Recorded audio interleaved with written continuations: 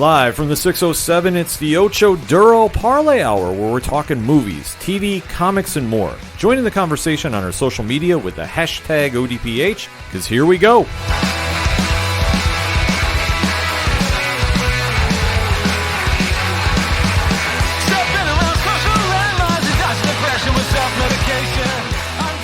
Welcome back for another edition of the ODPH podcast, better known as the Ocho Duro Parlay Hour. What is going on, everybody? My name is Ken M. Joining me for this edition, you know him. His name is Padawan J. Hello, hello, hello. Folks, we have a lot to talk about in the land of movies, TV, comics, and more, so definitely join in that conversation on social media. You can find all our accounts and so much more at OchoDuroParlayHour.com, and always remember to use the hashtag ODPH.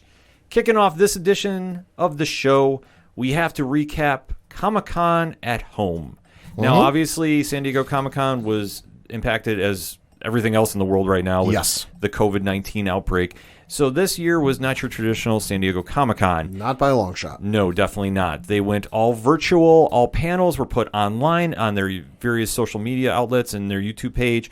So you could attend wherever you were from home. We did some live streaming events on twitch.tv/607podcast with Rich from 35 Nerds Podcast, Tom from Off the Cuff Gaming, and myself. Really kind of deep diving into this, but we are doing the official ODPH report card on this, as we do whenever we review cons that we are watching, attending. So, Pad, we are going to be talking some spoilers, so if you haven't seen anything from the cons and you really want to check it out, you have to go to comic-con.org's YouTube page, check it out, and then join back in, because we are talking spoilers. 3, 2, 1. So, Pad, what did you think of this year's San Diego Comic-Con? It sucked. It was quite possibly the biggest pile of hot garbage I've ever seen. Normally I get real excited for, not just comic conventions, but gaming conventions. And even to a certain degree, like the CES, the electronics conventions, even to a certain degree, the car shows. Because some of the stuff that comes out of those are real cool. Sure. And normally I get real excited. I remember last year when Marvel was having their big Hall H panel, we were at the, I can't remember if it was just Brian or if it was all of Fair City Fire. They had a concert going on at a local establishment here. We were there watching him play while Marvel was announcing their stuff. And it was just, every other, 2 minutes. Oh my God, they announced this. Oh my God, they announced that. And for this, literally, two things hit my radar. And we'll get to them in a little bit, But outside of that, I didn't see much anything else. Not much anything else registered for me. Hit my radar enough that I had to stop what I was doing and go, ooh, let me read this article. Let me see what this is about. And obviously, we know Marvel wasn't there, and neither was DC, and Star Wars really didn't have a presence there per se. There weren't any real heavy hitters, but I still kind of held out hope that there might be some interesting tidbits. There might be some interesting announcements. Sure. And sure there were. The Netflix show Dragon Prince that's from the creators of Avatar The Last Airbender got announced that it's getting 3, 4, 5 more seasons, whatever the heck it is. And to anyone who enjoys that show, congratulations. I'm sure you're very excited. I haven't seen it, so didn't really register as excitement for me. But so overall, it was a piece of shit. Well, for me, I won't be that harsh on it, because of dealing with everything going on right now. The fact that we had an attempt to try doing a virtual con is going to set the blueprint for whatever we're going to have moving forward. Sure, and I'm not sitting here trying to say, oh, you shouldn't have done a thing, right? Or I'm not appreciative that they attempted. I am appreciative they attempted because, and I realize their hands were a little tied with technology and everything, because everything was pre-taped. It went live the minute the panel was supposed to start, because let's be honest, trying to schedule that many live streams and broadcast them on YouTube, forget about it. Just the amount of technology they need to pull it off is just insane. So I do appreciate that, but therein is one of my issues. Everything was pre-taped. One of the only panels I was excited for, not even excited for, just kind of curious what they would say given the lead up in the news, was the New Mutants panel. And I went to go watch it, and it didn't, when I was watching it, I didn't even get out of the teaser trailer they put in the front. When I saw somebody go on Twitter, if you're expecting any Disney Plus news out of the New Mutants panel, they don't say anything. They're like, there's no big announcements. They're just sticking to the release date. And I'm like, the hell's the point of watching any of these things if stuff's getting put online right as they launch? Well, that was another drawback of this year's San Diego Comic-Con. I mean, I applaud them, and where I'm saying I'm not going to be too harsh about it. Sure. They didn't have the full heavy hitter lineup, as you touched upon, that they've had in years past. Marvel only did their comics, and they only had a couple panels here and there. They did their Next Big Thing panel, which was a very good one. Sure. But you didn't have that Hall H MCU show-stopping moment this year. You didn't have the big announcements, which fans are very used to. Sure. Obviously, when you hear San Diego Comic-Con, it's very heavily influenced by the movie studios. Obviously, being out in California, it's easy to get actors and actresses there. So this year, they didn't have a big presence. They didn't, but I feel like at the same token, you could have done like let's use an example. And obviously, this is maybe apples to oranges, but a couple of years ago at New York Comic Con, they were supposed to have a panel for the Punisher, and because of what happened that year in Las Vegas, they put it off. And at the 11th hour, they brought in Stan fucking Lee to do it. Given the fact that we know what's going on with the movie studios, they're not hardly anyone's filming anything. Mm-hmm. You know what's coming out. They're not going to announce anything new. I feel they still could have done something awesome and maybe bring on all the Batman actors that are still living and have them do a roundtable discussion, something like that. We brought up in the preview episode that it was the 80th anniversary of Bugs Bunny. Mm-hmm. Maybe have a panel with any living animators that drew Bugs Bunny or any of the voice actors that are alive that voiced Bugs Bunny, and talk about the legacy and the tradition of the character.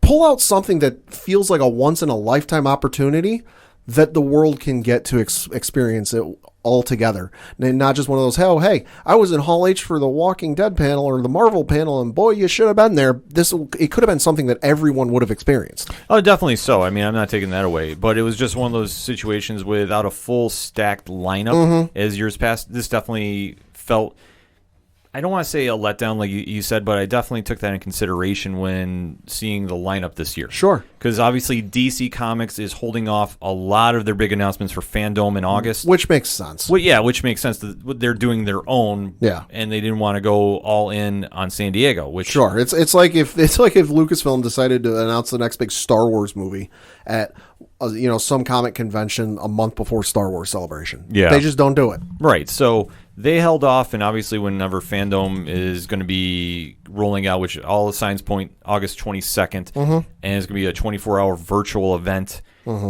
they're going to come across a lot of the same challenges I feel that San Diego did this year, because trying to stack that much. But I think that where they're going to succeed at, they're going to have a lot more movie news, a lot more trailers, a lot more content that will definitely capture the mainstream fans a little more. Maybe some unannounced films? Possibly. I mean, there is so many rumors going around right now about projects that we're going to get some clarity when it comes down on Fandom. Yeah. But for San Diego, they definitely felt that impact that without a major Marvel Studios panel, without a DC Universe panel, like the movie studios. Without a Star Wars panel. The lineup was very comic oriented, which is not a bad thing, but for those show-stopping moments that break Twitter for a good while of time, it was really lacking this year. Yeah. But we did have some panels that did stand out for different reasons. Okay. So we are going to kind of break down what we thought one San Diego Comic-Con put an asterisk by it. Sure. Because obviously if it was a normal year, maybe these panels wouldn't have stood out so much. Yeah. But for what we had, there was some news to break down. So, Pad, that being said, I know that you kept your eye on what I would assume won your weekend, and that is the Walking Dead panels. Yeah, that was the one that I was kind of most interested in and kind of wondering about, because as we all know, or if you don't know, you might have heard, the last season didn't ever get its finale. It got the penultimate episode, and then they had to shut down filming because I believe they had to do some post-production work, and then they had some pickup shots and reshoots to do, but they couldn't get it done because everything got shut down because of C-19 and restrictions and what have you. So that was kind of the one I was most looking forward to okay, if we're going to find out when the heck we're supposed to get this season finale, this is going to be it. Right. I also figured we'd hear some stuff with next season, and then with all the other shows going on, Fear the Walking Dead and Walking Dead Worlds Beyond. So that was kind of the one I was most looking forward to. Yeah, that one definitely had a lot of news coming out of it. Fear definitely was an interesting panel, and like I've said previously, that show has gotten better. I'm not going to give it a shot because, like I said, I gave up after midway through season 2. Oh, I gave up season 2. I hope the whole family got eaten. I make that statement very loud and clear. I really did not like that show. I started coming back when Morgan was added. Sure. Lenny James was added to the cast. Sure. So I started giving it more of a shot, and it has gotten better. Am I blown away by it? Not necessarily, but it's enough that if it's on the TV, I'll give it a shot. Okay. So that being said, right after that was the actual Walking Dead panel, And that one, like you touched upon, they did give us some noise about when the season finale was going to be. So I believe it was October 4th. Yes. And we did get a little bit of footage of what to expect coming in for the end of the Whisper War. Oh my God, that what was it? Opening 3 minutes or first 3 minutes of the season finale? Yeah. Holy shit. Yeah, I was definitely excited when I caught that. Yeah. And definitely got me more hyped up to see. And obviously with The Walking Dead, this season has been very hit or miss depending on what you want to think of the beta storyline or the alpha storyline. I haven't minded. I've actually really enjoyed it for what it's been. Yeah, and it's definitely a different take because obviously Andrew Lincoln is no longer part of the show. He's off doing his eventual movie that we did get a little more news about. Yeah. But nothing really concrete. Because we did hear more about the group, the 3-ring group as they're calling them. Yep. And how they're going to be touching upon all 3 shows in some variation. And how Rick is going to be somehow introduced in that whenever that movie is coming, which they said they're taking their time on to really make sure they're developing, I believe. Well, it's not just they're taking their time. It's because, C-19 is kind of giving them the time to work on it because I think by now they would have normally been working on it and filming it, but because they can't film anything and have groups of people large enough to do it, it's not the case like Price is Right, or not Price is Right, Wheel of Fortune and Jeopardy are like coming back to filming episodes either end of this week or early next week. And it's not a case of that. We're like, okay, you just need the host, you need the contestants, and you need, a couple camera, like 2 camera people, and then somebody in the control room. It's not a case of like you need so many more people to run a television or film production set. Yeah. So they literally can't run them right now because they obviously film in Georgia. Georgia's got its own issues going on with C-19 and the high numbers. So they normally would have been filming by now, I think, but because everything's shut down, they're kind of like, all right, well, can't do any filming. Why don't we work on the script some more? Yeah, which I have no problem doing. I'm just expecting this to be something very, very good for all the delays we've had about I would say I'm hoping so. Yeah, because obviously with Andrew Lincoln being away from the show, The Walking Dead has changed a little bit. And like we said, with Morgan, who's played by Lenny James, going to Fear, they've lost a lot of their very strong actors from the show. Diana Guerrera is leaving the show. Presumably for the movie. Nobody's really said anything, but we do know when her character left The Walking Dead, she learned that Rick was alive. So connecting the dots here, one would kind of figure she's going to find Rick. Yeah, and then there's no word if she's going to be on the movie. We assume that... You would think. Yeah, Denai is going to be on there. So there's a lot of uncertainty with The Walking Dead, but they have made a best of a bad situation. Yeah, in a very rare situation, because I honestly can't, and please, if you can think of an instance, hashtag ODPH, I cannot think of an instance, a major show, not reality show, but like scripted drama, television show, lost its main actor in the middle of a season. I mean, the only thing you can describe it is recently with Batwoman. Yeah, I mean that's the only one, but we don't know how that's going to be. We know there's a new actress playing the leads, but and obviously there was a gentleman who was on Criminal Minds who left for entirely different reasons. You can look that up on your own time. Yeah, but I'm talking in instances of like they just left, right? Like let's just say like an NCIS. If Mark Harmon decided to leave like midway through, because like it was in season like 9 or 10 or so. Like obviously that show's still going and Mark Harmon's still doing the show, but something like that where like, holy crap, they're leaving the show. I can't think of any instance. Like you said, Batwoman's the most recent instance, but even that doesn't feel like the same kind of like stone being thrown into the pond as Andrew Lincoln is leaving The Walking Dead. Right. Well, he's been the major star of the show, and then, like I said, I say I've got 8 of the 9 seasons on Blu-ray at home. He is on 7 of them. Right. And Denai Guerrera has always been the number 2 on the show. I mean, Michonne has elevated to that status on the show. Yeah. With both of them leaving, it's definitely left an impact on the show. But Norman Reedus has carried it with the character Daryl, albeit, though, I always refer to it as Wolverine leading the X-Men. Pretty much. It's a different vibe, but Jeffrey D. Morgan is helping as Negan, definitely carries that show a lot. I'll say just with Norman Reedus slightly longer fuse than Wolverine. Yes. So far. It's not much, but slightly longer. But as we go on with The Walking Dead, though, after the Whisper War, we were surprised to hear 6 more episodes are going to complete the season. Yeah, so the next episode that comes out is technically going to be considered the season finale, but they're adding 6 additional episodes on that will begin airing early next year. So they're pushing back the following season that won't air this coming fall, it'll air next fall in 2021. Yeah, it's a very odd schedule. Yeah, really weird. It's just kind of, I'm not questioning it going, is this the best idea? I'm just kind of going, okay, I wonder why. Well, I think that they want to really make sure they have enough time to produce shows and get them made to a high standard. Sure. That I don't think they want to just rush it to just get it out on screen. Sure, but at the same token, though, I would understand if they say, hey, listen, we're not going to be able to put out next season of Walking Dead in the fall. We got to push it back to next spring. I mean, CW's doing that with all of their programming. All of the Arrowverse shows aren't coming back until like January, February. Because they're not filming. I understand that like they're trying to fill the time and make sure the scripts and everything are the best that they can be, but like just come out and say you got to delay it. Like I'm just kind of wondering why the extra episodes, and I'm also wondering what's going to happen to them. Well, that's another factor too, because I know they're bringing Maggie back to the show. Lauren Cohen's coming back, right? So finally, which they've been teasing that all year. Well, we've known that that's going to be happening for a while. Well, and they said themselves like, oh no, she's not gone. She hasn't left the show. She's just stepped away. She's coming back. She'll be coming back this season. And here we are, like the final episode. Like, yeah, well, where is she? Yeah, so now we're going to get a little more news about what her character is going to be doing when she returns. Which we did get teased in that little trailer that got posted where she's riding back and she finds like a lockbox type of thing buried in all the letters of what's been going on. And I love the way they showed it where you didn't see who it was until they showed the letters and then they cut to her head and I'm like, oh shit, it's Maggie. Yeah, which, I mean, she'll be a great addition to help the show out. Can't wait to see how she reacts. Also, let's take a parlay bet or a Vegas bet. How fast before she tries to kill Negan?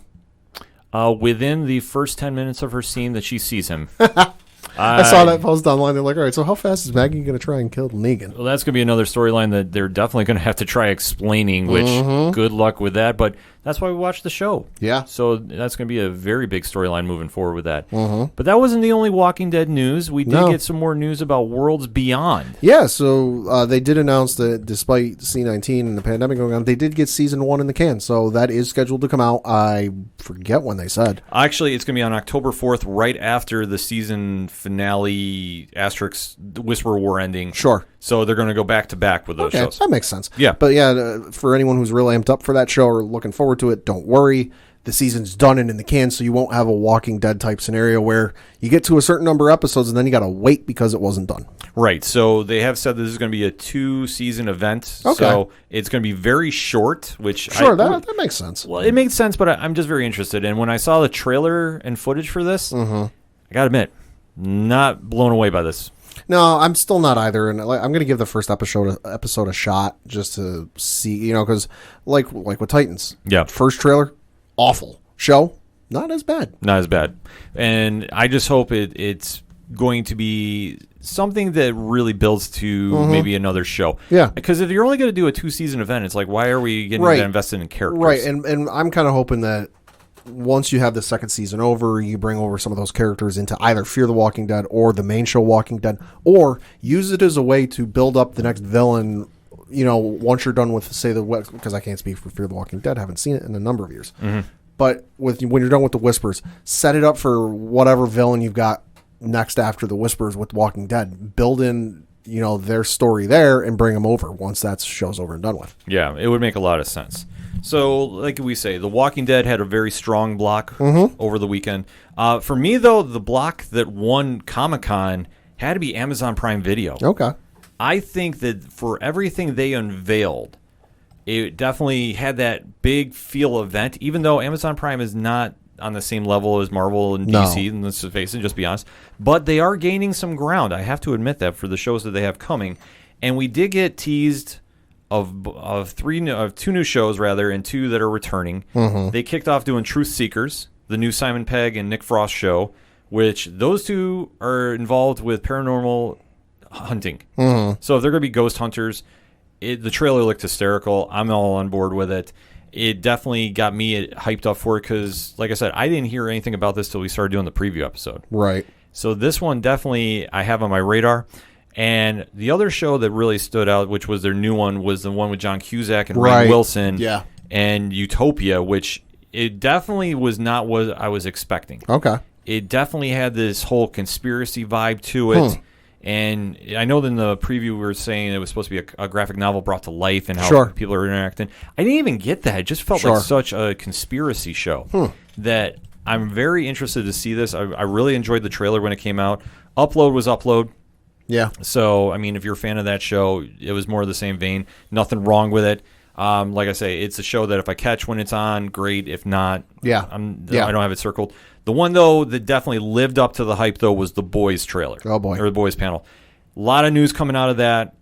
Season 3 has been already greenlit. That's not a surprise. No surprise there. And they're doing a Prime Rewind show. So immediately after the episode's debut, because they're not going to be put together streaming or bundle deal like Netflix does for their shows. Sure. They're going to be having an after show with Aisha Tyler okay. moderating and going over each of the shows. Makes sense. Yeah, which I think is kind of a very interesting concept, especially for a streaming service. Yeah.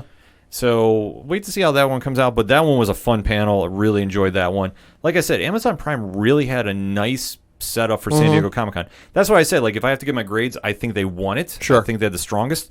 Walking Dead, like we touched upon, they had a great one. DC had, I guess I would say, like a twofold one. Sure. They did have some very noteworthy panels. Okay. And what I'm doing is I'm grouping in the one with David Goyer in it. Okay. Because that one was ironically when the Justice League footage got leaked out from Zack Snyder, and it showed Henry Cavill in the black Superman suit from the Reign of Superman. Say the long rumored. Yes. But now official. It was official. You saw a very short clip of him flying in to see Alfred, who was working on a car, and there was like a very brief exchange. It's only like a 30-second clip. It's going around on the internet.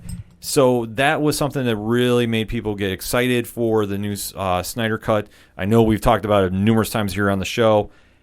So wait and see about that. The only other new noise that we heard about that, news, noise, whatever you want to define it as, that Zack Snyder is not using any Joss Whedon footage, which... Shocking. Yeah, no surprise there. It's going to be the Snyder Cut. So it's the Zack Snyder Cut, so it's his version of the movie. He's only going to use stuff that he himself filmed. Yeah, so that one I thought definitely made a lot of sense. So if anybody does not like how this version is going to be, well, it's all the Snyder footage you wanted. You got it. Yeah. So I'm excited to see it whenever it comes out. We didn't hear anything about the release date. I'm still not. And I'll be honest, I heard about the footage. I'm still so turned off by everything Zack Snyder Cut that I honestly still don't give a shit. No, that's fair. You're allowed to have your opinion, my friend. Yeah. So for me, though, I'm definitely excited to see what the hype is going to be. Also, along that same line, I know I'm kind of jumping around panels because I want to get back to DC in a second. Mm-hmm. We had the New Mutants panel. Oh, yeah. So you want to break this down a little bit for us, Pat? Yeah, so I guess this for a lot of people was a very anticipated one because of all the news that had been happening earlier that week, with the supposed trailer leak and the supposed trailer saying that it's coming to Disney Plus on September 4th. It wasn't going to be true, and everyone was, Disney had come out and said, nope, it's not real, but they were pointing to a previous instance, I forget specifics, where something leaked, they said it wasn't true, and then it came out that it was true. So everyone's kind of going into this with kind of very huge expectations, and I'd say the air got let out of the balloon very quickly. The Disney Plus thing is not true. The film is not coming to Disney Plus. According to director Josh Boone, there's some sort of contract that was signed that it has to come out in theaters first. So they're sticking to their date of August 28th, I believe it is. Mm-hmm. And that the only other thing that was really said is that the movie is an hour and 38 minutes. Yeah, which is very, very interesting. Real short, but the footage I saw, I was happy with. I know they kind of did a little bit of the intro of the movie. They are following the Demon Bear story, which we talked about way back when, and obviously taking the Chris Claremont, Bill Sienkiewicz story from the New Mutants original run.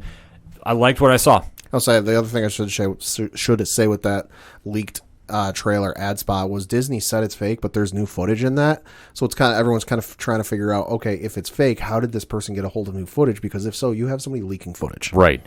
That's going to be an untold mystery that I think we'll find out years from now. Yeah. That it's going to be coinciding like with the Deadpool conspiracy, which I'll have to get to in one shots. But that was like the big movie news that came out for the San Diego Comic-Con, which was, like I said, it was relatively quiet in that aspect. Mm-hmm. I know that there was the Constantine panel, sure, which Keanu Reeves was going over with some of the cast and the director of the original film, like ideas they were having for the sequel, and they threw out the idea of doing a new Constantine if the fans wanted it.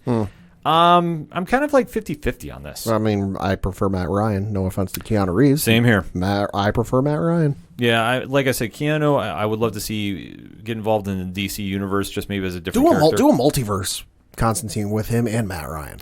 Well, that would be something, but I'd like to see if they're going to do, a Constantine film again, really start following something from the Vertigo storylines, like really go deep dive into the comic when it was really, John Constantine. So I'd like to see that. And obviously there was nothing about an HBO Max show that came out. I know they had, like, HBO Max did have some quiet rollouts. So did Peacock. Right. So did Quibi. I know Apple TV had Quibi still exists? There was a panel there. I did not catch it, but No. I did see something. But like I said, overall, it was a very quiet Comic-Con. Comic news-wise, though, is a different story.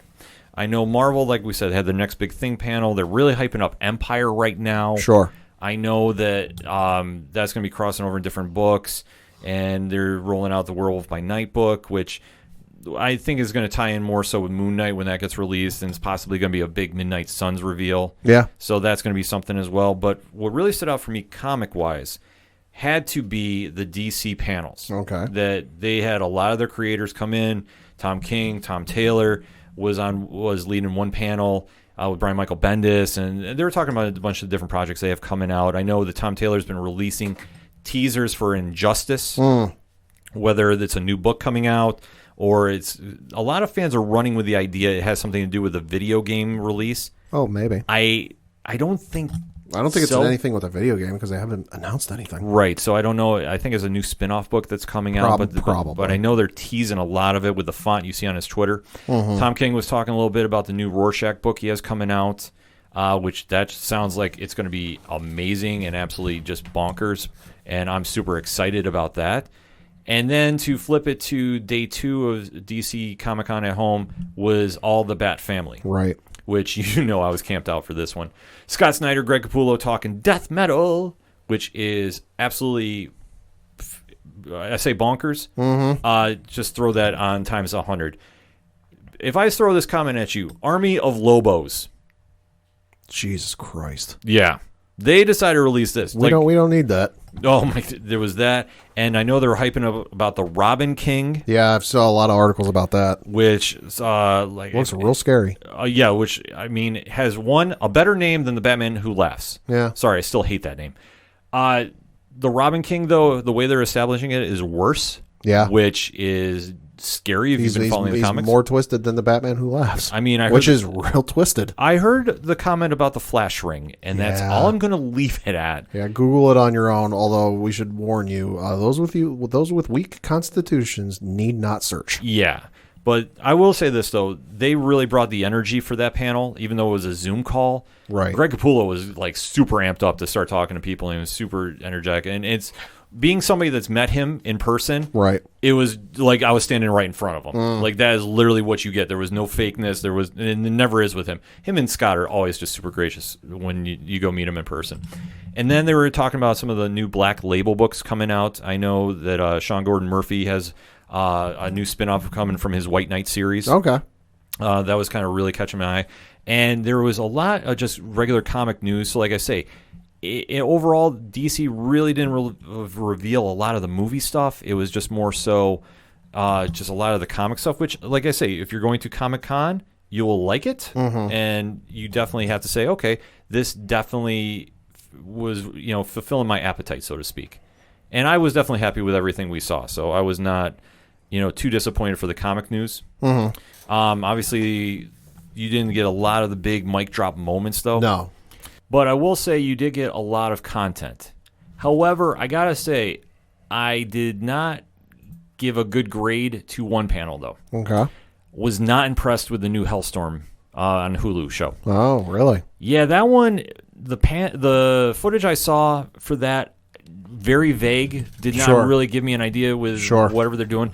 And for it being the last Marvel show under the Jeff Loeb banner, I will say I'm going to check it out for the first episode, but I'm really not amped up to see it. So I'm probably not, just because, like you said, it's the last of the Jeff Loeb era. It was supposed to launch this whole new venture series, but whatever you want to call it, but now that's not happening. So why get invested in something for a season that's going to be gone, once it's done. Well, I think just if you're a fan of the character and Sure, you want to see something different, sure. But the only thing about this one, it was a lot of the characters just standing around talking to each other. And if you're not familiar with the characters, which I don't think they did a good job explaining who was who. Right. It was like, okay, is this supposed to be a show of superheroes? Is this supposed to be a detective show? Like, what is this? I was not a very big fan of this one. So when it comes out, maybe it'll have some more footage that maybe will get me more excited about this, but I wasn't blown away by it. It was what it was. I would say that if I have to give my grades, like, it was probably the one I was least amped up about after watching it. And I'm going, okay, well, we'll see what happens. Like, maybe this will be something that surprised me, like you touched upon with the Titans trailer. Yeah. That maybe this will be a big surprise later. But for right now, I was not impressed. But to recap, though, very quickly, we gave good grades for the Walking Dead panel. New Mutants, what did you say, BC range? D. For me, Amazon Prime, I gave a A- for their presentation. DC Far From Home panels, I will give a solid B. Okay. I thought that they were very good for just giving you comic news, not anything else really. The Justice League information, I would say, was another highlight if you're really into that, but I know we've kind of gone back and forth. And one panel, I would say, or one person that I think had a very strong Comic-Con to end our recap of that, Todd McFarlane. Really? Yeah, he just had a documentary come out on Sci-Fi, Like Hell I Won't. And he had one panel that was focused for that and just going over everything with the documentary. I did see it. It just came out this past weekend on Sci-Fi. Is it the last dance of comics? Yes and no. Okay. They did have a lot of stories of when he was breaking into the business and just him going through how he did. I think he had something like 300 rejection letters. Jeez. But kept going. And when he finally got his break in Marvel or when he got his break, when he went to Marvel and when he decided to leave and start Spawn, and it was really kind of just building up to when he unveiled Spawn 300. I thought the documentary was actually very good. Okay. It's very inspiring if you're trying to get into the comic industry or just when you have a dream and you want to go for something. Todd is one of those people that is just so focused, and when he is determined to make something happen, he's going to do it. You can definitely check out some of the documentaries that they've been done about Image Comics and how they formed for proof of this. But this one I thought really gave you a little behind the scenes of everything that was going into getting Spawn 300 more so than his actual history getting in the comics. But the stories he had about his Spider-Man days I thought was excellent. He definitely had a lot of very interesting footnotes that I thought were very cool. And the next day he had another panel that was just breaking down everything that was going on. Heard a little more hype about the Spawn movie. No real concrete facts though, but it was what it was, and I'll take any information I can get on it. So overall, though, Pad, I know you were not super impressed with San Diego Comic-Con. What do you think if this is the same situation next year, we could do better? I would say try and get some more of your big heavy hitters to do something. And even like I mentioned, do a panel that's like a once-in-a-lifetime opportunity. Like I mentioned, get the living Batman actors together to do a roundtable, just talking the character and their experiences on set and some stories and just something that anyone can watch and be like, wow, I've never seen this. This has never happened before. Because I remember when it was James Bond's 50th anniversary, there were talks for the Oscars. They were not the Oscars. The Oscars. There was talk that they were going to have all the living Bond actors that could make it, there on stage together. And I thought, holy shit, that's never happened before. Right. That'll be awesome. If you can get something like that, or even if it's like some comic characters or cartoon characters, and whatever anniversary, if it's 50, 60, 70, 80, whatever, get the artists, get the voice actors, get the writers together to do a panel, because there are a lot of people who like a lot of characters, and in something like a Bugs Bunny, Wonder Woman, Green Lantern, Spider-Man, what have you, whoever's anniversary it is next year, I guarantee you'll get a lot of people that'll be real excited to see their favorite character talked about with all of the people have worked on it that are still living. Yeah, I have to agree. I think next year, if they are in the same situation, which I hope they're not, I hope we can get back to live cons. I think that they should really try stacking the lineup a little more. I think, obviously, with DC doing Fandom, that hurt a lot. Marvel really not unveiling a lot of the MCU lineup because they're not sure when they're going to be back in schedule for it. I understand, but maybe we can start getting a little more Disney Plus information coming out for it. Right. We'll have to wait and see. For the panels that were there, though, I have to say they did try their best to make something happen. I know that Bill and Ted had a big panel, too, for the new movie coming out, but this also has the weird going to theaters and the video on demand deal coming out later this year.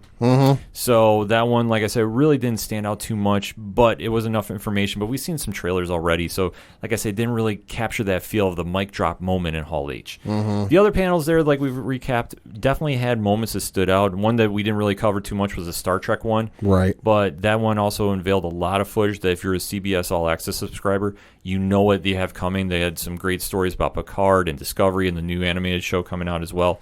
Definitely had a different feel this year, and I applaud them for trying. And then just next year, hopefully we're not stuck in the same situation. I'm still hoping for live cons. We still have to wait to hear about New York Comic Con. I get hit up about that all the time. As far as we know, still haven't heard anything. We have not received any emails about what's going on. But we'll again just say this: we are sitting here. It is the end of July. The convention is supposed to take place in a little over 2 months from October. Now. Early first weekend of October. They have not put badges on sale. They have not sent out any announcements of who's coming. Right. Signs are pointing to not happening physically. They'll probably do something much in the way San Diego and a bunch of others have done, something virtual. Right. So that is what we're expecting and fully bracing for right now. Because I don't think there's any physical way they can throw together an entire 4-day convention in less than 2 months. The only way they could do this if they have had very quiet deals already worked out. And they'll just do it and won't have it in front of a live crowd. They'll just have it maybe only for press. I think Rich from 3FM was bringing that idea up. I think the only issue with that though is this state government of New York has got like 20-something states on a. If you come to our New York state from any of those states, you have to quarantine for 2 weeks. Right. So that kind of throws a monkey wrench, and one of them being California. Yeah, it would be very, very hard to try doing that. Yeah. I don't think it's going to happen. I think we're going to go all virtual, but if anything, New York will be able to learn from San Diego. Yeah, hopefully. And see maybe they can pull off something to get more hype around it. Because, I mean, you say that the event wasn't a success. Yes and no. I think that we've touched upon that it didn't have the big heavy hitter moments.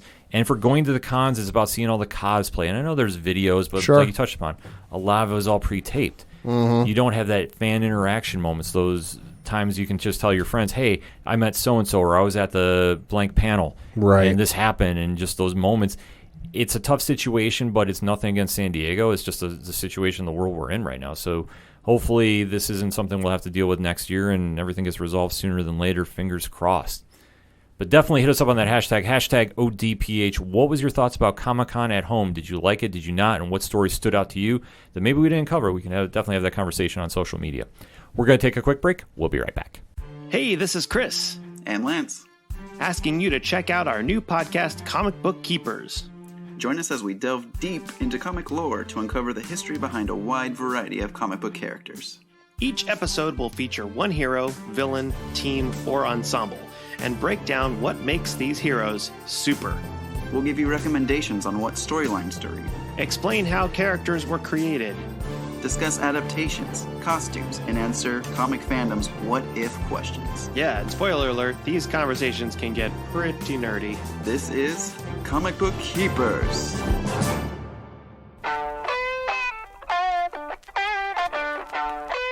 Hey, this is Brian Wolf from Fair City Fire. You are listening to ODPH, the greatest podcast in Binghamton. Woo!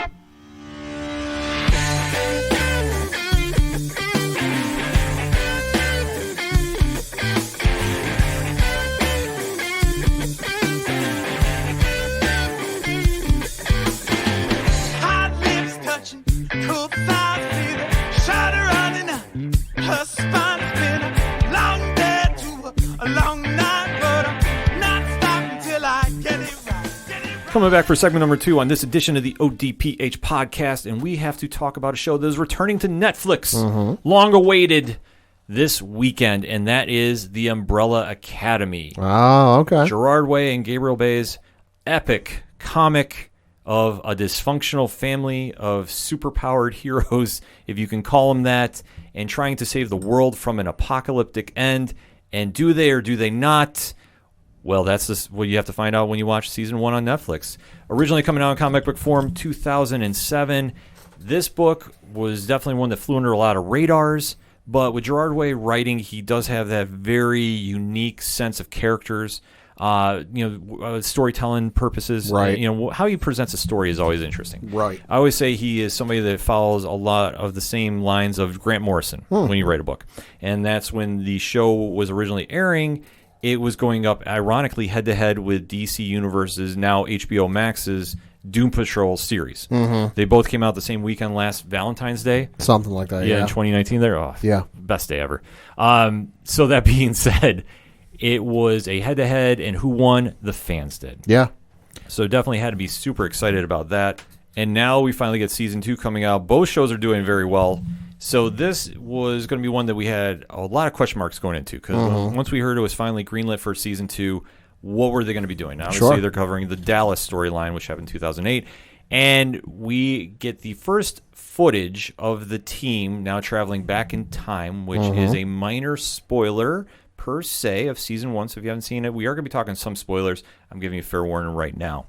Where we jump in, the footage has been released online, and it is where number 5 wakes up in Dallas around 1960. And specifically 1963. Yes. Which for you United States listeners, if you're familiar with your U.S. history, you know what happens that year in that city. For those of you who abroad who aren't familiar, Wikipedia, John F. Kennedy. Yes. So as they travel back in time, obviously we've touched upon this with Agents of S.H.I.E.L.D. We touched upon this with Legends of Tomorrow. What happens when Doctor Who? What happens when you go back in time? Nothing good. Exactly. And they wind up going back, and number 5 is seeing that the Soviet Union has invaded America and is in the middle of a battle going on where all of a sudden you're seeing the full Umbrella Academy using their powers and working as a team.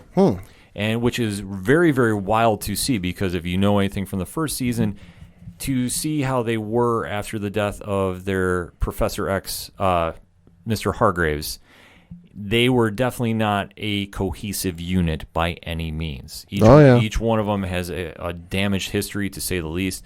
Ellen Page, who plays Vanya Hargraves, was the one that turned out to be the most dangerous one of all, and her powers could have caused the end of the world. Did it or did it not? You'll have to wait and see. Tom Hopper, who plays Luthor, was the Superman-type character, number 1 as he's referred to, and his body is one that is very strong, and it looks, for the TV show purposes, like a merger of a gorilla and a human body. David Castaneda, who plays Diego Hargraves, was like the Batman of the group, and was more using knives and using violent methods to solve crime. Okay. Emmy Raver Lappin played Allison Hargraves, who had a power of persuasion, but she'd always have to say, I heard a rumor. And then whatever she would say after that would fall into place for whatever needs. Robert Sheehan, who played Klaus, who is the most dysfunctional median you'll ever see, definitely was using his powers, and it looked like he finally mastered them, because that was something that it seemed in Season 1 he couldn't do, because, well, when you have your substance addiction problems, it's not going to happen. Yeah. But luckily, he could have the help of Ben Hargreaves, who was played by Justin Min, who was using his full ghost tentacles to help fight the battle, which you have to see, which we only saw a little glimpse of in Season 1, but now with Season 2, we definitely see a full form. So as we say, number 5, who's played by Aidan Gallagher, is now appeared in time, because he can time travel, teleport, albeit though he is a very old man trapped in a young body, is now seeing the world and seeing it fall apart, that they didn't stop the apocalypse that they thought, but they might have caused a new one. And before he goes and tries meeting up with the team who has now stopped the battle, essentially, they are seeing the nuclear bombs are getting set off. He does see the appearance by Hazel, who's played by Cameron Britton, who says, who does the typical "come with me if you want to live," okay, and disappears before the bombs go off and destroy the world. That's where we're jumping in with this. So for the hype for this season, like I said, they're going to be borrowing from the Dallas storyline, which everybody's expecting. And from the plot synopsis that was posted on IGN, quote, 5 warned his family so many times that using their powers to escape from Vanya's 2019 apocalypse was risky. Well, he was right. The time jump scatters the siblings in time in and around Dallas over a 3-year period, starting in 1960, having some been stuck in the past for years and built lives, and certainly are the only ones who survived. 5 is the last to land smack dab in the nuclear doomsday, which, spoiler alert, turns out to be the group's problem. Deja vu. Now the Umbrella Academy must find a way to reunite, figure out what caused Doomsday, and stop it, and return to the present timeline to stop that other apocalypse. All of this by being hunted by other groups. They're looking for them, but hey, no problem. Paraphrasing a little bit there, but that is from the IGN article, because I think they said it best. I can't say anything wrong with how they have it set up, because they do capture the essence of what goes on with Dallas. I have read Dallas. It's along the same lines of the first book, so you'll definitely be happy as a Umbrella Academy watcher, if I can say that right. So, Pat, I guess what I'm saying is this.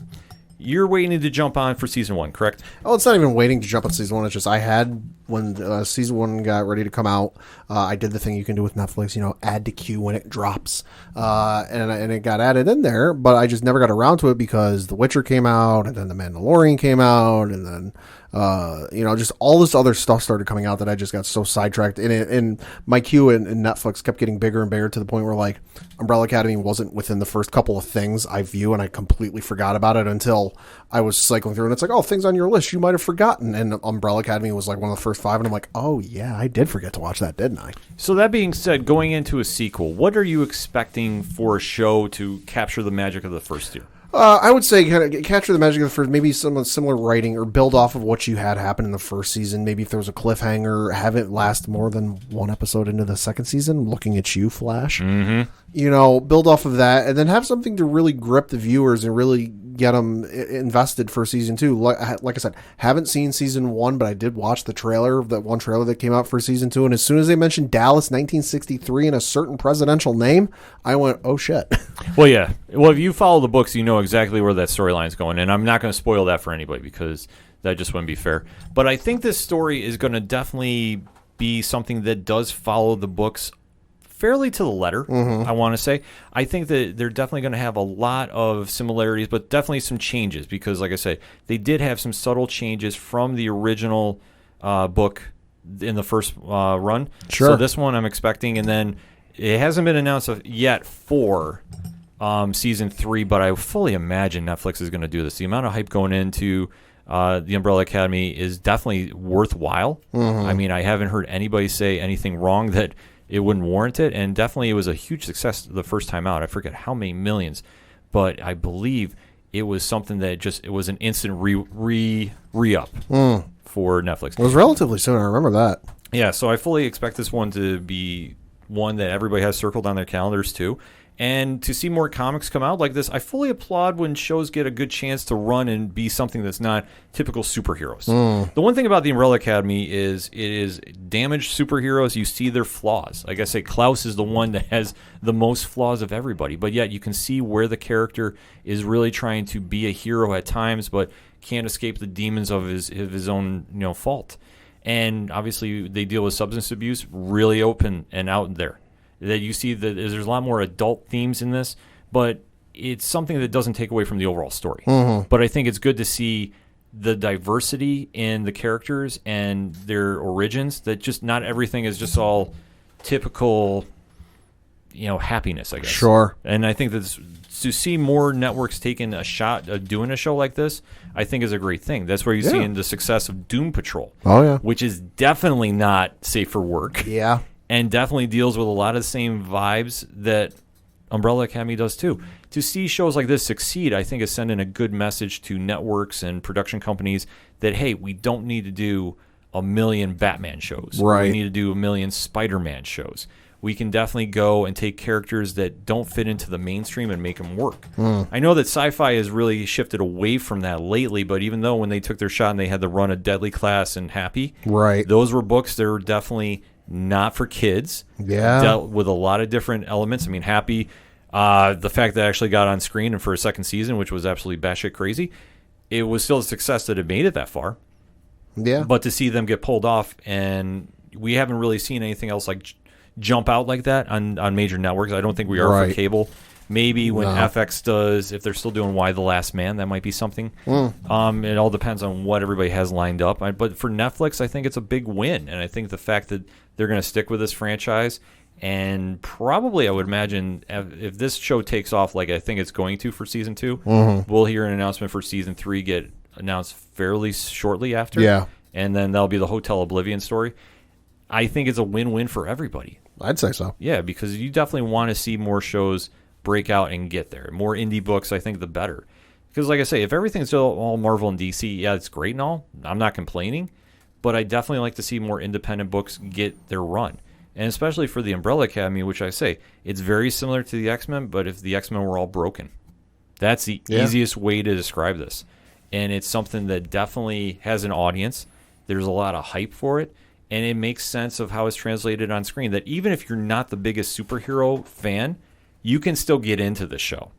I know a few listeners that have even DM'd and said, hey, I have never been into superhero stuff, but I gave this a shot, and it works. That's good. Yeah, which is something very surprising because of the nature of the show. Because, I mean, they still do with superpowers. It's still a different world out there, but it still works.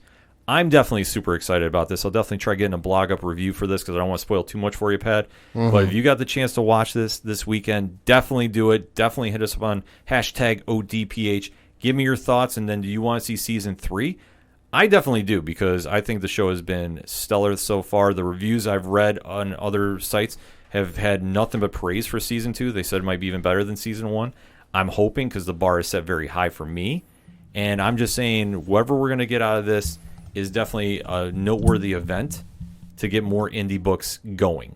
And I would love to see some more. I don't have any on the top of my head of what I think should get made, but if you do, ODPH Society, hit us up, let us know. Umbrella Academy Season 2 comes out July 31st on Netflix, wherever you are around the world. Definitely check it out and then let us know what you think. We're going to take a quick break. We'll be right back.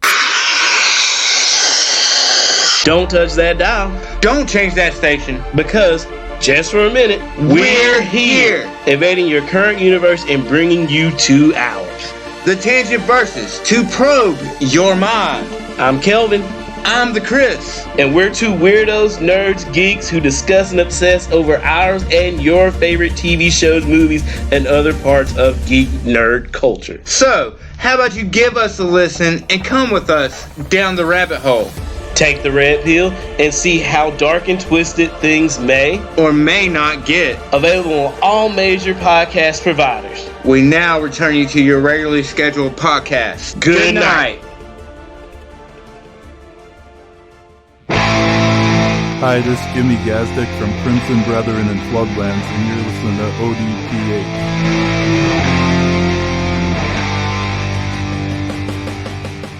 Coming back for the third segment on this edition of the ODPH podcast, and time to give a little more shine to one of my favorite shows out right now, DC Universe's / CW's Stargirl. Oh, okay. Now, I know last week kind of gave a very brief review because, honestly, trying to describe that episode, I don't think a proper review would have done justice. Like, it was arguably the best episode of the season. So much happened. You had the redemption arc of Henry Jr., who died saving the team, killed by the recovering Brainwave, who, like I say, has absolutely been crushing it in the role. They finally gave him some material work with. Christopher James Baker, who plays Henry King Sr., really got into his super villain role last week.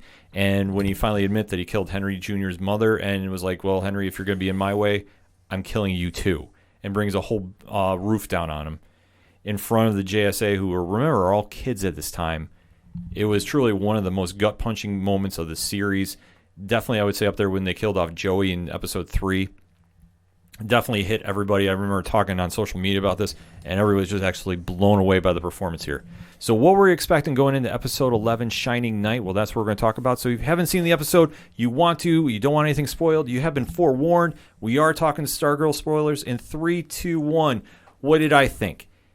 Not as good as last week's episode, but still a good episode overall, Pat. Okay. So this one starts off where we had the minor cliffhanger last week where Barbara, Stargirl's mom, played by Amy Smart, contacts Courtney's father because Courtney all this time has felt that she is the true daughter of Starman, which we find out, no, she is not. A gentleman by the name of Sam Curtis comes to town, who's played by Jeff Stoltz. Okay. Comes in and is trying to do the whole reconnecting thing with his daughter, but in turn is just kind of using her to at one point steal a locket and sell it. So he's definitely there with ulterior motives after Barbara reached out because she has now learned that Courtney as Stargirl needed some answers because Courtney is fully convinced that, hey, she is the rightful heir to the cosmic rod. And it turns out that she is not, that she is just an average girl that the cosmic staff, cosmic rod, however you want to define it, has connected with her. So that being said, this whole episode really focused a lot about how he was trying to connect, and it was really focused on the father that was never there and where he was fitting in with Courtney, who was just coming to terms that she had her whole future turned upside down because she was so sold on the fact that she was Stargirl. At one point in the episode, she actually told the other members of the JSA that she was quitting because she wasn't the real Stargirl. Oh, jeez. Which was kind of it was a predictable plot point in this. Sure. But it was also another one I was like, okay, high school drama, I got to remember, I got to also keep that in mind when I'm dealing with her. Because like I said, Brett Bassinger really was showing a lot of great acting in this, and I don't want to take anything away from that. But like I said, the material was just pretty much dealing with the fact that, okay, she was never really Starman's daughter. Where is her identity now? Is she really a hero? Did the staff make the hero, or the hero made the staff? So that was the underlying theme going on with that. However, though, I think some of the strongest work, and I already touched about, was Baker's portrayal of Brainwave, who was almost underhandedly taking over the ISA at one point, where you're seeing Icicle, played by Neil Jackson, having it almost seemed like second thoughts about going through with New America, which was kind of a trip for me, because this entire season he has been laser focused about doing their evil plan, even taking out the magician and his son at one point too. I mean, just seeing all of this happen has just been absolutely kind of crazy to see. Suddenly he's now softening his stance, which was kind of weird because, like I said, when he took out the wizard, not the magician, you really saw how focused he was to make this happen. But he also seems like he's having second thoughts about going after Barbara. I don't know if it's the connection because his son is having feelings for Courtney and he's trying to be a better dad in this sense. But this is where Brainwave really puts his wills his authority and says, are you really focused? Look what I've done for this. I've killed my wife and I've killed my son. You really going to tell me you're worried about random strangers and stopping our goal? Which it was such a cold line. He said, no pun intended. But it was just the delivery of how he's doing. Like I said, since Brainwave has came out of his coma, he's been their best character on the show. And even so much where he goes to the school where they're having the memorial for Henry Jr., and they have the school assembly. And during this, he's giving this impassioned speech about how much he loves his son, whatever. And during this time, he is talking to Courtney in the crowd via telepathy. Oh, boy. And was saying, this is your fault. I know it's you. I'm going to come after your entire family. Oh, boy. Like, just completely. And he's so, like, how he does it, too, is just so calculating. It's so evil. Yeah. Like, it was a great performance. But the fact that he now knows her identity, right, and basically says, like, you're responsible for all this. I know who you are. Oh, it was so pure evil. It was amazing. Like I say, when you see villains really act up their role without hamming it, because you know how many times actors do that. Quite often. Yeah. This one, there was no cheese involved. This one was just... So I'm convinced Willem Dafoe did it for half of Spider-Man 1. Yes, but he is amazing. So that's true. He can do this, but for being as cold and calculating as he was, like I said, Baker's portrayal of Brainwave this episode was phenomenal. And just especially he's up there and he's faking grieving, but he's talking directly in his mind to Courtney, and Courtney is like losing her stuff because now she's had her dad who disappeared on her come back into town mysteriously, and you kind of had a sense there was an ulterior motive, and it was just kind of seeing what he could manipulate and use to his advantage. And obviously when he takes the locket, which Courtney has held on so sacred, it was really a telling point of just how evil he was. Well, not evil, the stepdad was, but just how conniving he was. And just him coming back, I think we'll see more of him next season. Oh, I'm sure. Because where it really sums up for him is Pat, played by Luke Wilson, who I hope sticks around for next season. I haven't heard anything about him leaving, but obviously when shows shift from network to network, sometimes you lose cast members. I'm really hoping he stays because during this entire point, he's been the stepdad. He's been more the dad than the stepdad here. And he's really jumped in, and at one point when he hears about how Sam came back for the locket for money, he decides to address Sam and say, don't ever come back here. And because when he starts taking shots at Barbara and he starts taking shots at Courtney, he punches him right on the street. And you can see it was building the entire episode, which predictable, yes, but the right move knowing the character. And like I say, I absolutely love Luke Wilson in this role. I think it was one of his best acting jobs he's done thus far. And especially due to how driven it was, focusing on the real dad coming back to meet his daughter relationship. Right. Like, it really focused a lot on that more so than anything else. But they also had their, I want to say their cliche moment at the end, because Courtney finally accepts that wasn't my real dad, and Pat, you are going to be my dad. And just has that moment where she gets Barbara and Pat to go down to the basement where the cosmic staff is and try reviving, because right now it's not working. And Pat keeps on saying, the staff chose you because it's you, not because you're Starman's daughter. And that was something that was like a mental block for her. Sure. Kind of like on Agents of S.H.I.E.L.D. when Yo-Yo couldn't use her powers because of some trauma that she was feeling that randomly came back all these years later. Right. Same kind of vibe I had with this for Stargirl. Yeah.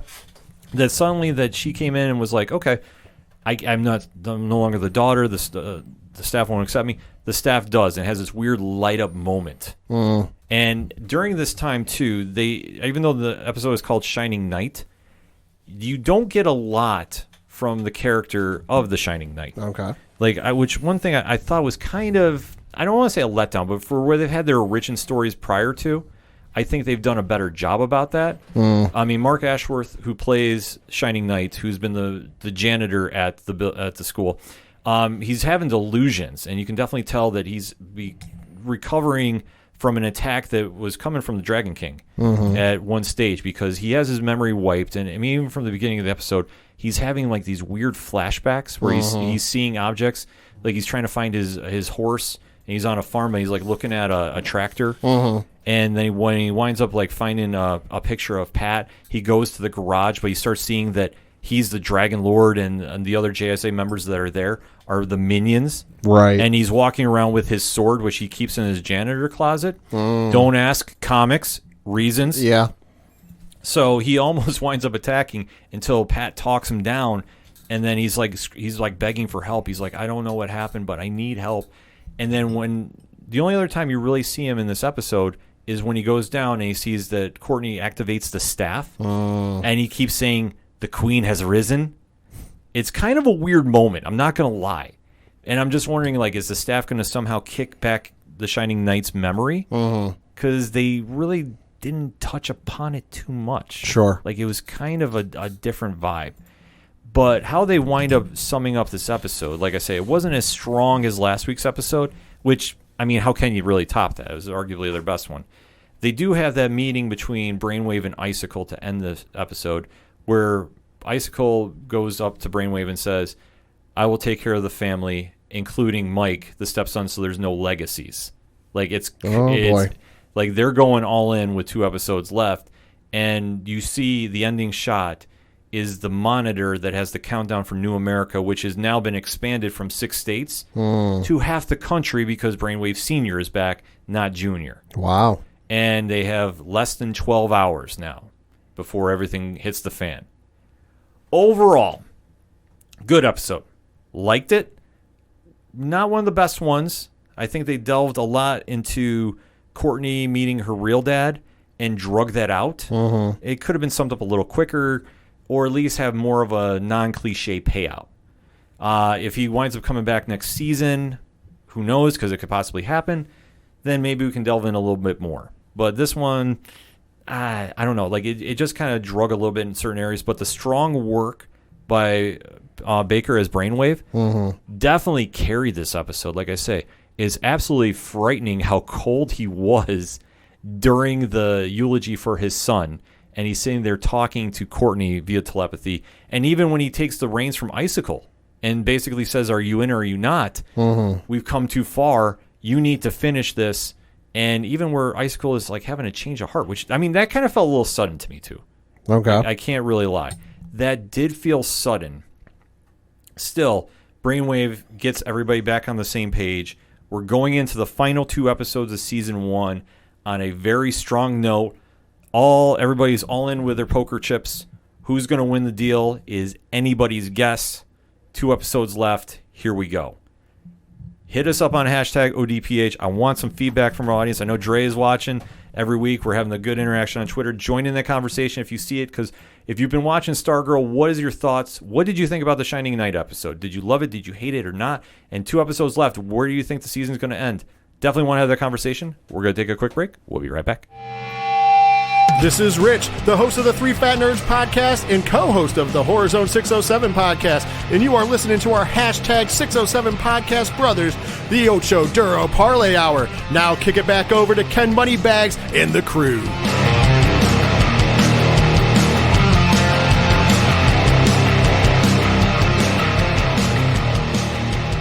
Coming back for the final segment on this edition of the ODPH podcast. Pat, what you got for those one-shots? Got a few things to talk about. First of which, we got to start on a sad note, but a remembrance note. Last week, early this week, it happened last week, it was reported that TV host and icon Regis Philbin passed away at the age of 88 years old. Very sad news. For those of you overseas, you might not know who he is, but just to give a brief, and honestly, there's not enough time to do justice to his very storied career and legacy.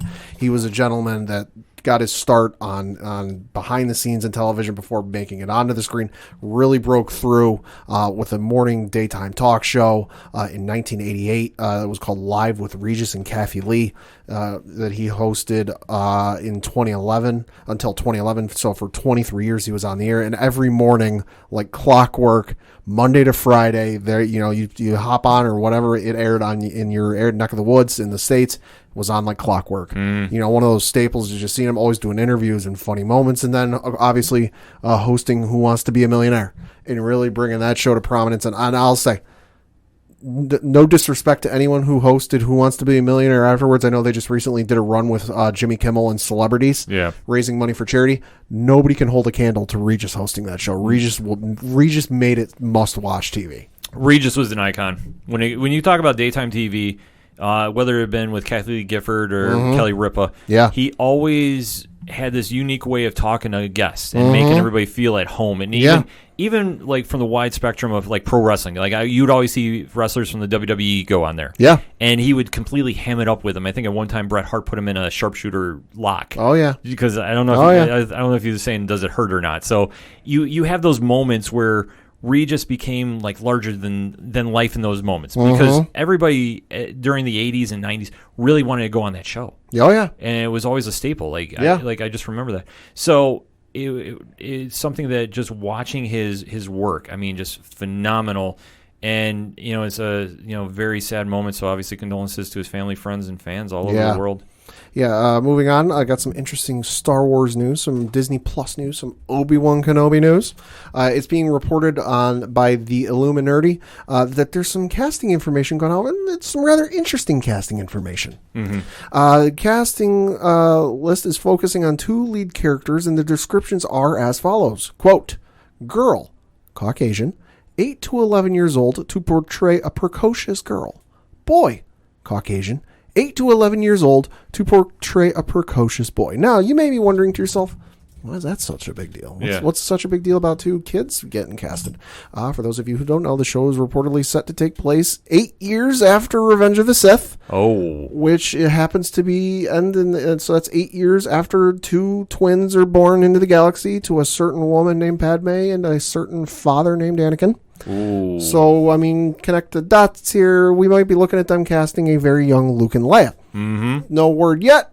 No real, idea, but that's just a rumor going around, and then something that's hit the net that I'm like, oh, that could be very interesting if we end up seeing Luke and Leia in the Obi-Wan Kenobi series, which, I mean, okay, Luke would make sense. He's on Tatooine, but see Leia, that'd be very interesting. That'd be wild. Yeah. That'd be... I'm all for it. All for it. Yeah. Moving on, you mentioned Umbrella Academy coming out this Friday. Something else you got to check out that I'm going to check out. The first of 3 movies in the Transformers universe. This one called War for Cybertron. Siege. Not really knowing a whole lot what's going on with this. It just looks real grim. Doesn't look real good for the Autobots. Does appear that it's going to be telling the end of the war between the Autobots and Decepticons. Very interested to check this out. Animation looks really good. Story looks real interesting. Looks like the Autobots are really, backs against the wall, down in the dirt, on the ropes, if you will. So can't wait to see where this goes. Absolutely, it's dope. I've watched the trailer just as we took break. It looks really good. Yeah, really looking forward to that. Also, kind of looking forward to it because I know Rooster Teeth had some information. And speaking of Rooster Teeth, it was announced yesterday that their RTX event, which is their big convention they host in Austin every year, right, focus on all things Rooster Teeth. Obviously, in person won't be happening. However, they announced yesterday RTX at Home is coming this September. Okay, so it was announced that it will be taking place from September 15th through September 25th, with a little bit of a pause on September 19th and 20th. Instead of doing live streams and news and stuff, they'll be doing recaps and rebroadcasting panels. So outside those 2 days, you'll be getting brand new stuff going on. So when is it taking place? As I mentioned, September 15th through the 25th, with a brief break on the 19th and 20th. So you might be wondering, how do you watch this? You don't need to have purchased a badge. It's much in the same way of San Diego Comic-Con. You just need an internet connection. There will be free programming. Certain panels and events will be available for anyone to watch on roosterteeth.com and the Rooster Teeth apps. A complete list for this programming will be coming soon, but we'll just tell you now that the Ruby and Red versus Blue panels will be free. You're welcome. It says first member programming will be able to provide a lot of free programming during RTX at Home, and this is in large part due to the ongoing support of our first members. As a thank you to these amazing people, many of the panels will be available to watch on Rooster Teeth for first members only. If you want to check out all of the panels and daytime programming at RTX at Home, you're going to want to be a first member. Signing up is easy and supports us making more cool shows. And then there's nighttime programming. It says, sadly, we won't be raving or going to comedy shows with you guys in Austin this year, but we'll do our best to recreate the vibe with virtual nighttime events. These events will require a ticket purchase, and first members will have early access, so keep an eye out for the schedule and ticketing info soon. They will also have virtual talent experiences. If you've seen what some other conventions are doing, this might look familiar to you. We will have ticketed virtual experiences for you to experience, such as virtual live meet and greets with your Rooster Teeth faves, personalized video recordings, group happy hours, and more.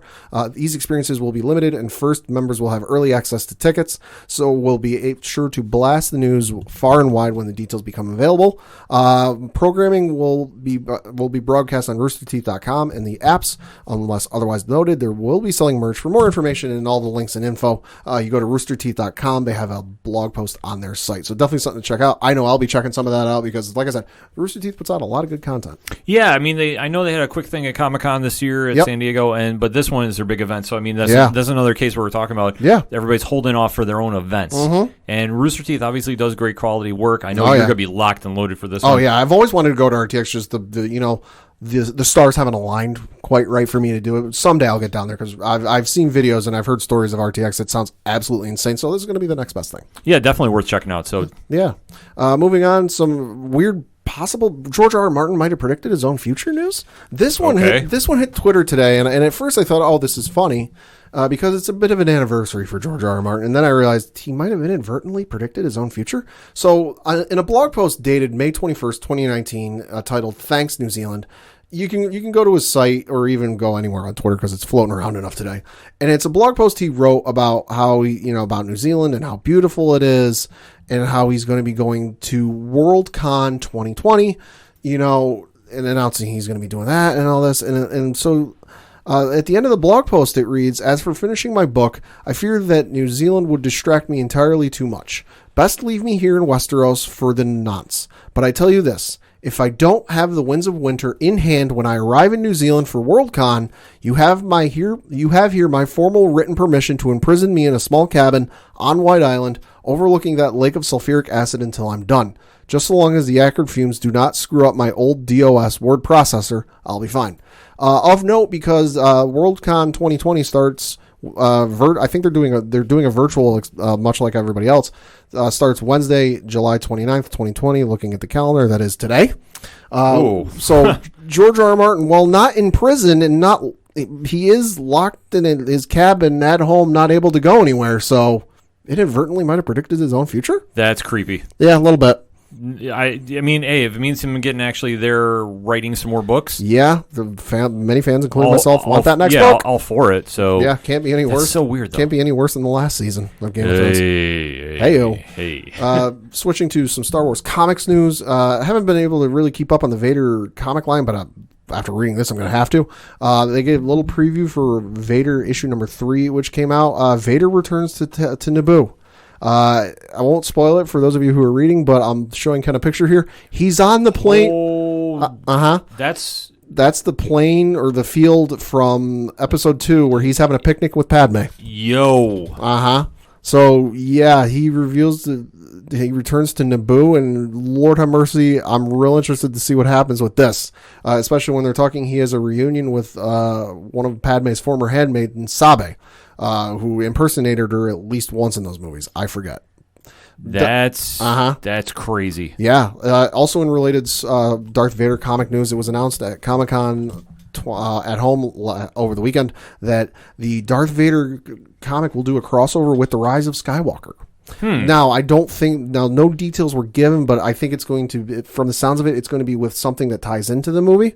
Writer Greg Pak said, quote, "At the end of our first arc, Vader claims to have settled all of his previous business, but the Emperor knows better. He knows Vader hasn't settled anything. Vader is going to suffer a terrible punishment and undertake a new journey / quest, and there are key elements that will tie into Episode 9 in a huge way. There are some doors that have to be thrown wide open, which dig into some great unexplored territory and also dig deeply into the heart of Vader. Once again, I can't believe they're letting us do it." Close quote. All right, so is he going to have a flash forward sequence? I mean, that's the only thing I can think of. I mean, Rise of Skywalker's so far in the future from where he is. Yeah, it's so far in the future. Of course, the Vader comic that is coming out currently is set between Empire Strikes Back and Return of the Jedi. So it's roughly 35 years in the future. I don't think it'll be a flash forward. I think it'll have something to do with what you see in Rise of Skywalker. Now, for those of you who don't know, Rise of Skywalker opens on Mustafar, where Vader's castle is as seen in Rogue One. And the people that Kylo Ren fights at the beginning of Rise of Skywalker are Vader cultists. So it could be something tying into, so I think it could be tying into the Wayfinder, the Sith Wayfinder that Kylo eventually finds on Mustafar. Or maybe it'll tie into the cloning. Vader might discover the cloning process or the cloning facility that Palpatine was using to regenerate his body. Could lead him into some temptations of, hey, he can clone him. Why can't I clone my dead wife? Boy, that's a lot of questions right there. That's definitely going to be an issue. That's going to be some comics worth picking up. Yeah, and in case you're curious when this is going to kick off, so you can jump right into it, it looks like it will start at issue number 6, so whenever that comes out. All right. Some interesting video game news. A very popular game that for the longest time since it came out has been Xbox exclusive, shadow dropped on PS4 with no announcement. The game is Cuphead. For those of you who don't know, it's a very difficult, I'm talking throw your controller at your wall difficult game. Side scroller, animation style similar to those old 30s and 40s cartoons. Very popular. Dropped just within the last day or so on PlayStation out of the blue, and the creators have announced a free update coming to the existing Xbox One version. It will be available. It's available on PS4 for $19.99. And then, so just very shocking, very surprised. The studio's co-founder who made the game said, quote, "To all the impassioned PlayStation fans who've sent us messages over the years, we're so excited for you to get a chance to experience Cuphead firsthand. We're also hugely thankful to the wonderful team at Xbox who continue to empower us to bring our game and our story to new audiences," close quote. So might be checking this out, might not. I don't know if I want to get into that much rage-inducing, but very surprised to see this. Well, it's usually those games that look the most easy that cause the most rage. Yeah. It's just from first-hand experience. So this game looks, it looks so, like a throwback almost, but just from what you've been showing me here. Yeah. It does look like it would drive somebody go completely off the wall. I've heard it's ridiculously hard. Well, yeah, just from what you showed me, I was like, I could see myself getting really frustrated and definitely throwing a controller. Yeah. And I haven't done that in a long time. But neither have I. Moving on to some interesting movie news. It was announced yesterday that Universal and AMC have kind of ended their disagreement. They've reached a deal to shorten the theatrical window to 17 days. We're not going to do a deep dive on this just because we got to dig into this and wrap our heads around this. It's real confusing, but long and the short of it is, according to IGN.com, Universal Pictures and AMC theaters have reached a deal that shortens the time between when a movie premieres in theaters to when it's able to move to other platforms like digital video on demand. The new deal makes it so that Universal can move its films after just 3 weeks in theaters. Article says traditionally movie distributors and cinemas agreed to let a movie run in theaters for 90 days before getting the option to make films available at homes. As reported by the New York Times, the new deal shortens this time considerably to just 17 days, after which films have the option to be distributed via premium video on-demand services. Universal will also be able to control whether a film plays in theaters longer than 17 days, meaning it can choose to keep films like Fast and Furious and Jurassic World in theaters for longer if need be. So it looks like on the surface of this, it's kind of an agreement between Universal and AMC that if you got a film doing well, like a Jurassic World, like a Fast and Furious, as they mentioned, it'll have its normal film run. Mm-hmm. It may even be in there longer if they so choose. But if you have a film, I can't immediately think of anything that Universal has put out that it's not doing so hot. It's not doing so well. If it's crossed that 17-day threshold, they can pull it from theaters and put it on video on demand. Which is very interesting. It'll be interesting to see if other studios make similar deals with, say, Regal or any of the others, or maybe even AMC.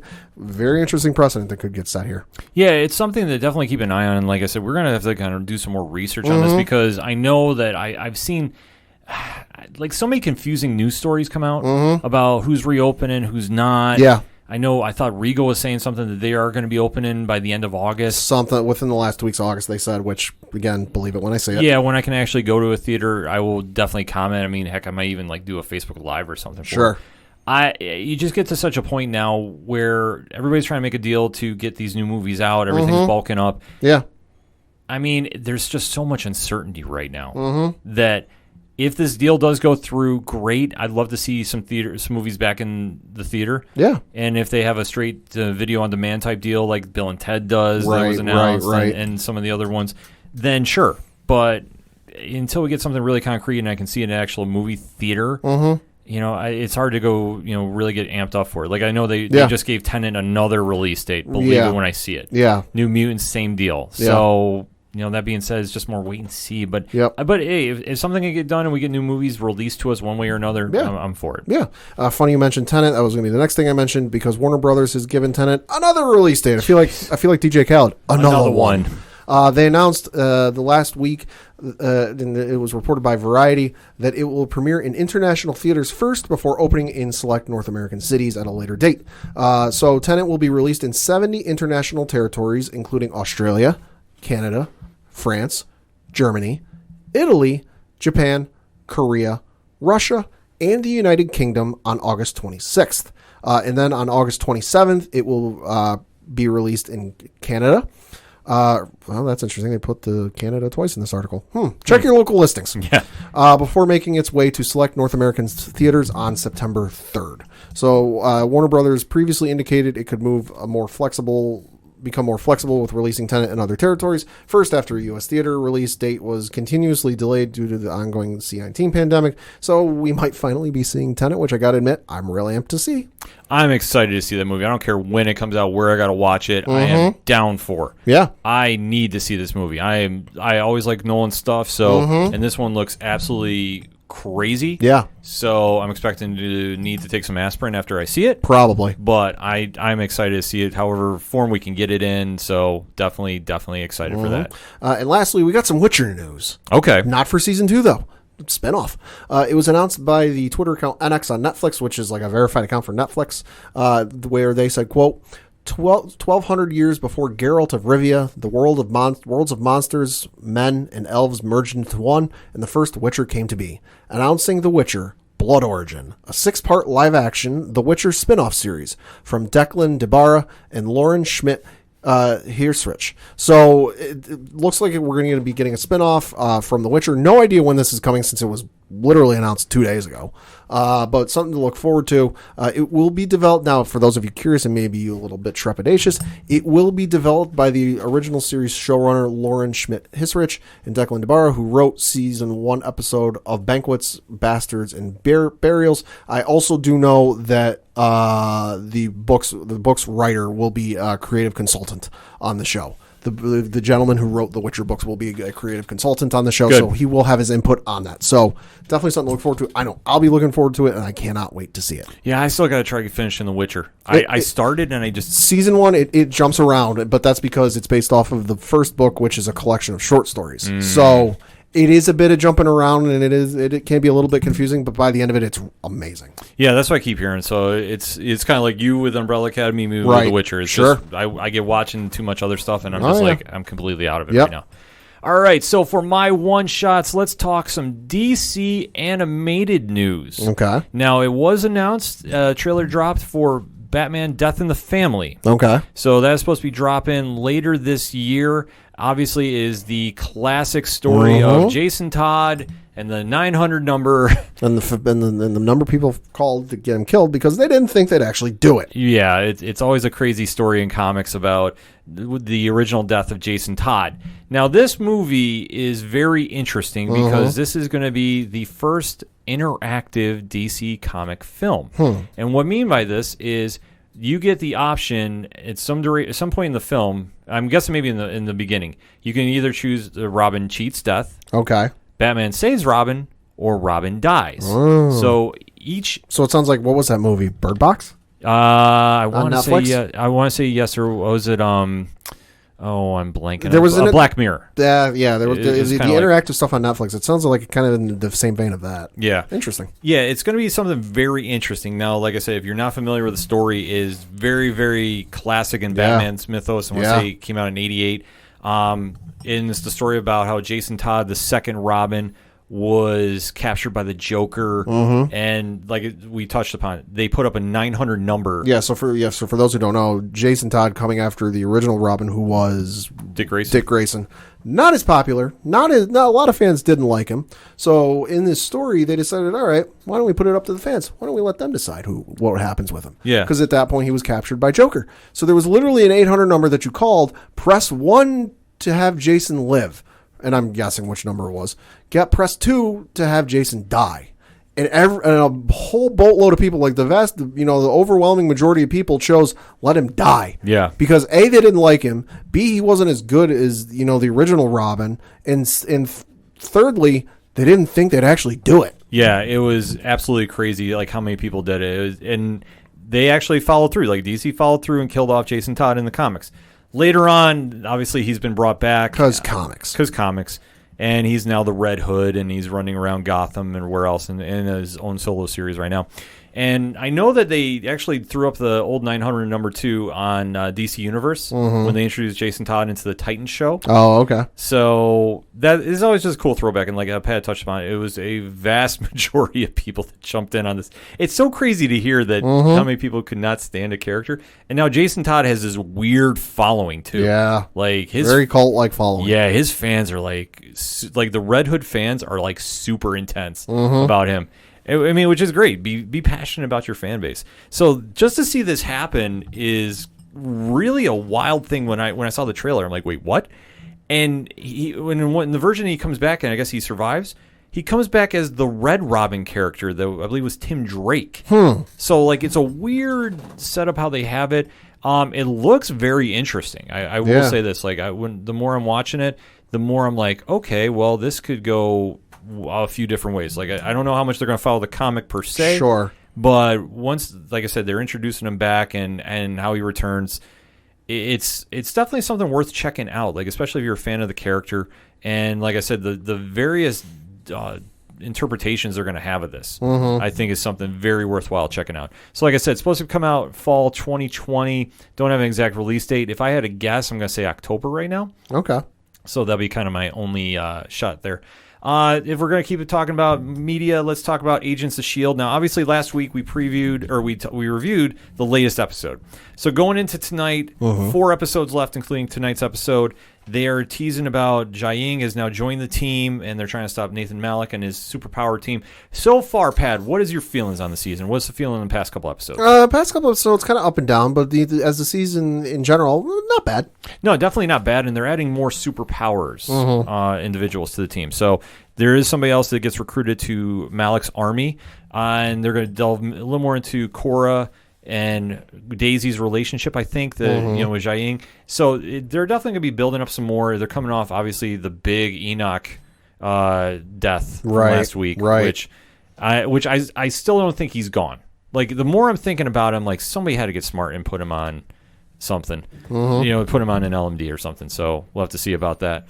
And so that's going to be on tonight. We'll be live tweeting that 10 p.m. Eastern Standard Time, wherever you're listening to this episode. We'll be on there. I know Dre Driven will be on there. The live chat is always a fun one, so definitely hop on Twitter at OD Parlay Hour. It's a good time for that. And to end with some Marvel Comics news, it was announced that we now have an official Kate Bishop in the MCU. Oh, okay. And it's Haley Steinfeld. Okay. Who you know from the Transformer Bumblebee movie. Right. She's been in a bunch of different projects. Love the casting for this. Yeah. So that whenever that show starts picking up and it's going to be copying the Matt Fraction story, I'm super excited to see this and super excited to see her join the MCU. So that'll be fun. And speaking of Hawkeye, it was announced that he will be a playable character in the new Avengers Square Enix game. Oh, okay. So he's getting added late from, if I'm reading this correctly. Cool. So maybe like your first DLC. So sounds like it. Yeah, so they're going to do something in there with him. I saw some early footage. Doesn't look the worst. Sure. Like I said, the one picture I thought was Stephen Amell wearing a purple shirt. Maybe that was the idea. Oh, if so. Like I said, that was always my thing. If Jeremy Renner couldn't play Clint Barton, Stephen Amell, just put him right in. Yeah. It would be amazing. The internet would break and probably get really mad at me about it, but yeah, maybe. I don't care. That's what I want to see. Picks for the comic shop to wrap up, though. Marvel is going heavy with Empire this week. Sure. So if you're into that storyline, you want to go check that out. And for DC Comics, I'm going to throw you a little curveball. Suicide Squad number 7. And this is a story about how Deadshot is leaving the Suicide Squad. Oh. Tom Taylor has done an excellent job with the series. I don't think we talk about it enough, but it's been very hyped up of what's happening to that character. So they've kind of leaked it a little bit, so I don't want to spoil anything if you haven't seen anything. But definitely head down to your local comic book shops, go pick some issues up, check out any great comic podcasts such as Cheers to Comics, get more information on it, but it's going to be something worthwhile checking out, and always, always, always support your local shops. They definitely could use it. That being said, the music you heard on this episode of the ODPH is that of Shout at the Robots. They're a great band. They have a lot of stuff coming out later this year in 2020. Where do you find out about them? Floodlands, Second Suitor, Fair City Fire, and all the great music you hear on the ODPH? Well, simple. You head on over to OchoDuroParlayHour.com and check out the music section and check out all the great bands that give us the music you hear each and every episode. Also on the ODPH website, you can check out the ODPH directory, which has links for friends of the show, such as Tom from Off the Cuff Gaming, who has a poll up on his Facebook page about what game is next, Pad. And he still is trying to apologize for Ratchet and Clank. And Pat is not selling that one bit. Tom might have to come in studio and make this up. We'll have to figure something out for that. But you can also check out everything going on Off the Cuff Gaming there. You can check out everything going on Excite Wrestling, who just announced Drive Up Wrestling. No, that wasn't a misspeak. That was definitely a statement I made. Drive Up Wrestling. Yep. You can check out everything going on there. You can check out organizational links supporting Black Lives Matter. You can check out voter registration. You can check out Save Luma. You can also check out the amazing pod groups where you're in. So shout out to Pod Nation, shout out to 607 Podcast, shout out to Legion Independent Podcast, shout out to Alternate Reality Radio, and shout out to the aPODalypse, who is currently doing a pod raid this week. So you definitely want to find out all the information on that. Where do you find that out? Simply, you go click on any one of those groups. You can head to their Podchaser list. You can find amazing podcasts that you should go check out along with the ODPH each and every week. So definitely check everybody out there. And also shout out to Rich Ron and hashtag Big Natty Cool. Still on Twitter, Pat. Oh, boy.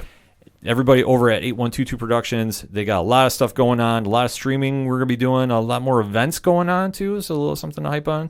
And especially with twitch.tv/607podcast taking off, and definitely a lot of good feedback coming back so far of the San Diego Comic-Con coverage, UFC coverage, wrestling coverage. We're doing a lot on there. Maybe there's going to be something this weekend too. I don't know. You'll have to stay tuned and find out. But where do you do? Simply, you head on over to the ODPH link for them. You can check out everything going on their social media, and definitely check out their Patreon, patreon.com/8122productions. All that and so much more at OchoDuroParlayHour.com. That's all I got for this week. So for the one and only Padawan J. 63 days, still no HBO Max app on Roku or Amazon Fire Stick. Also 14 days, still no Peacock app on Roku or Amazon Fire Stick. Step your game up, gentlemen. Uh-huh. I'm your host, Ken. Thank you as always for listening to the ODPH podcast, better known as the Ocho Duro Parlay Hour. See you next time.